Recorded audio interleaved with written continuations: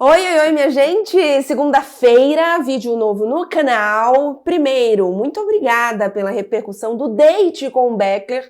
Bombamos aqui no canal, vamos repetir, porém repito, não temos periodicidade. Quando der na telha, tiver tranquilo, a gente faz outro date com o Beckler. Recebi muitas sugestões, inclusive, de perguntas e temáticas que vocês querem. Estou lendo tudo. Hoje a gente vai falar um pouquinho de parte financeira dos clubes italianos. A gente tem um início de temporada com os grandes clubes divulgando o balanço da temporada passada. Teve clube conseguindo ficar verde pela primeira vez depois de 15 anos. E a gente traz aqui um pouco de um balanço da situação dos clubes italianos nos últimos anos. Tem algumas boas notícias, mas notícias ruins também. E a gente trará, a gente não, né? Eu trarei algumas informações aqui para vocês. Peço que vocês se inscrevam no canal se ainda não estão inscritos. Muita gente assiste aos vídeos, mas esquece de se inscrever. E também curte aqui o vídeo. Se esse assunto te interessa, deixe perguntas, opiniões, comentários, que estou sempre de olho por lá. Vale lembrar que ainda não temos, né, todos os balanços de todos os clubes da temporada passada. Então, quando tiver todos da temporada passada, prometo fazer outro vídeo com a situação fechada do último ano de 2022-2023. Para a gente começar, e eu vou colocar na tela aí para vocês, o balanço da penúltima temporada, porque aí sim a gente tem de todos os clubes, peguei os principais e são as finanças de 21-22. Peguei os principais, tá, gente? Vai aparecer aí na tela para vocês. Temos apenas 2 clubes que ficaram no verde. Vamos para depois e começando com os clubes que tiveram um balanço negativo, né? Temporada 21-22, recordo para vocês, em milhões de euros, tá? E esses dados já são confirmados, porque eles já foram divulgados pelos clubes. A Juventus foi a que teve o maior prejuízo, 239 milhões. Depois veio a Roma, com 219. A Inter, com 140. O Milan, com 66,5. Depois, o Napoli, com 52 milhões de euros de negativo, e a Lazio com 17,4. E aí a gente tem os 2 clubes italianos que tiveram um balanço positivo, que tiveram um lucro, né, no seu ano fiscal, a Fiorentina com 46,8 e a Atalanta com 35. Em especial, vale dizer que tanto Fiorentina quanto Atalanta tiveram um balanço positivo, principalmente por conta da plusvalência, né? Que é a diferença de lucro no mercado. Porque se a gente tirar o mercado desses clubes, eles ficam em débito. Então, o que colocou eles no verde foram as vendas, em especial da Atalanta. A gente teve o Gosens sendo a principal venda, ainda que não foi uma venda tão grande em termos de milhões, foi o que acabou puxando para cima um pouco o balanço da Atalanta, e a Fiorentina, que teve Chiesa e Vlahovic. Então subiu bastante. A Fiorentina normalmente não tinha balanços positivos perto de 50 milhões de euros, mas com essas 2 vendas teve um balanço positivo, portanto. Mas a verdade é que nos últimos anos os clubes italianos têm sofrido com balanços negativos. A gente teve, inclusive, se a gente contar nos anos do Covid, né, o ano seguinte, tivemos os maiores recordes de balanço negativo. Então, são anos complicados, e no fim do vídeo, vou passar agora um pouquinho para as finanças de 22-23, do que a gente já tem, e aí sim temos algumas boas notícias, e depois faço um balanço dos últimos 10 anos dos principais clubes italianos. Começando com a Juventus, que foi justamente o clube que teve o maior débito, né, na temporada 21-22, para a temporada 22-23 foi um pouco menor. De 239, a Juventus passou a ter um vermelho de 123. Então teve uma queda aí considerável. A A Juventus teve 14% a mais de arrecadação, então conseguiu subir um pouco a arrecadação e diminuiu seus custos em 8%. Então essa diferença aí, junto obviamente com outras coisas, fez com que a Juventus tivesse um negativo menos pior do que a da temporada retrasada e há alguns anos que ela tem precisado de um aumento de capital, de uma injeção de capital, né, do grupo Exor, que é o grupo que controla, que tem a maior parte da Juventus, que tem colocado dinheiro. Nesse último mês, colocou 200 milhões de euros para ajudar o time. Vale lembrar que o último ano que a Juventus teve um balanço positivo foi a temporada 2016-2017, então bastante tempo que a Juventus passa a sofrer com balanços negativos, e entre 2014 e justamente 2016-2017, que foi o último ano que a Juventus ficou a temporada no verde, a Juventus ficou bem. Então, entre 2014 e 2017, a Juventus estava fechando seus balanços de forma positiva e, a partir daí, não conseguiu mais. E a expectativa para a próxima temporada é que a Juventus siga tendo prejuízo, porque é um time que, vamos combinar, não vai disputar competições europeias agora, né? Fez, no fim das contas, um acordo por conta da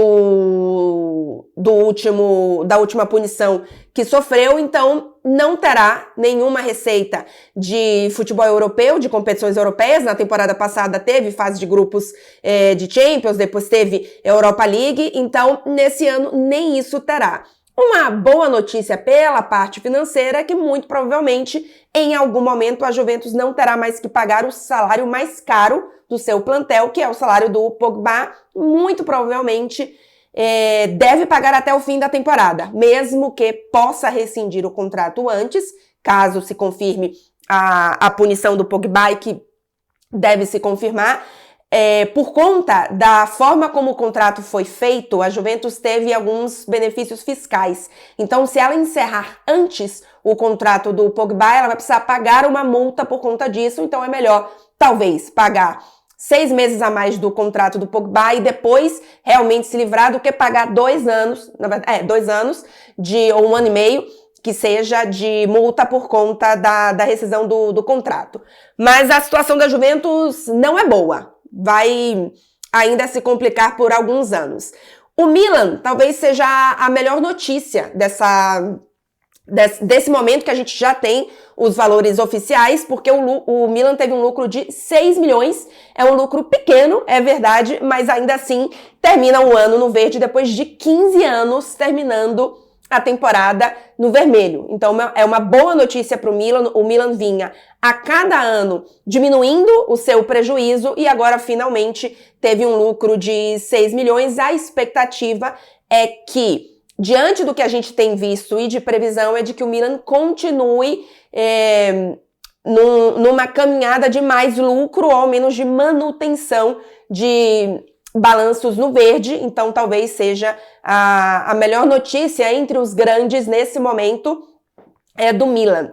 A Internazionale teve um prejuízo de 85 milhões nessa temporada, também já é oficial. Em relação ao ano anterior, que eu mostrei para vocês, foi de 140 milhões de euros. Então a Inter também diminuiu o seu prejuízo.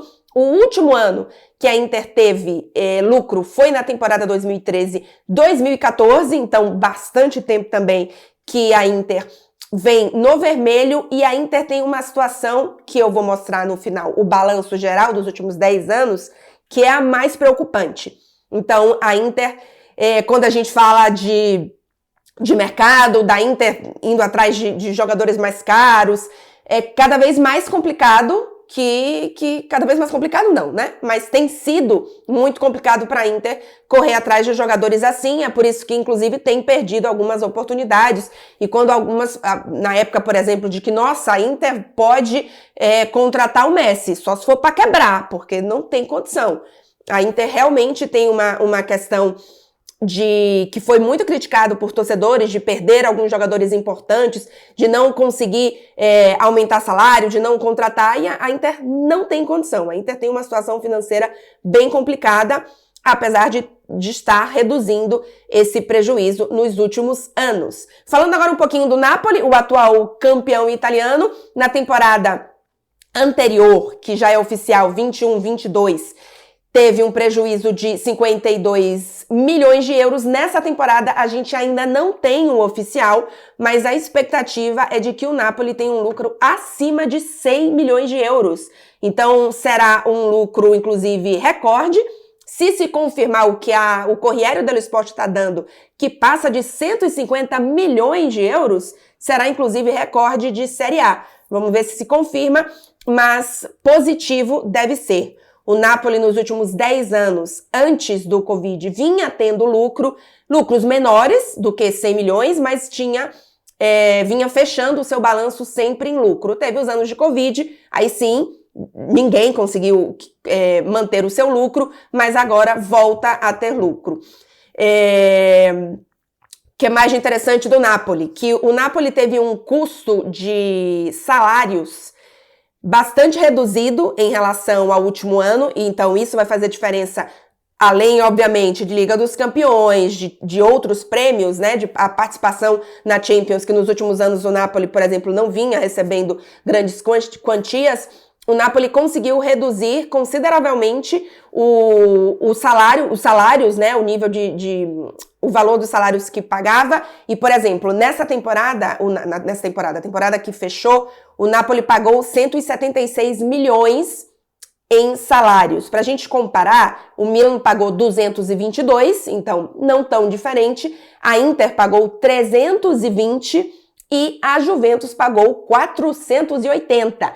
Então, por exemplo, se a gente pegar o custo dos salários da Juventus, 480 contra o do Napoli, 176. Então, é um valor aí, uma diferença importante para o Napoli ter conseguido ter esse balanço positivo que deve se confirmar em breve. E, repito, quando todos os clubes tiverem soltado o seu balanço consolidado e oficial, eu faço outro vídeo com o da última temporada já fechado, já que aqui estou trazendo apenas algumas novidades dos que já estão saindo.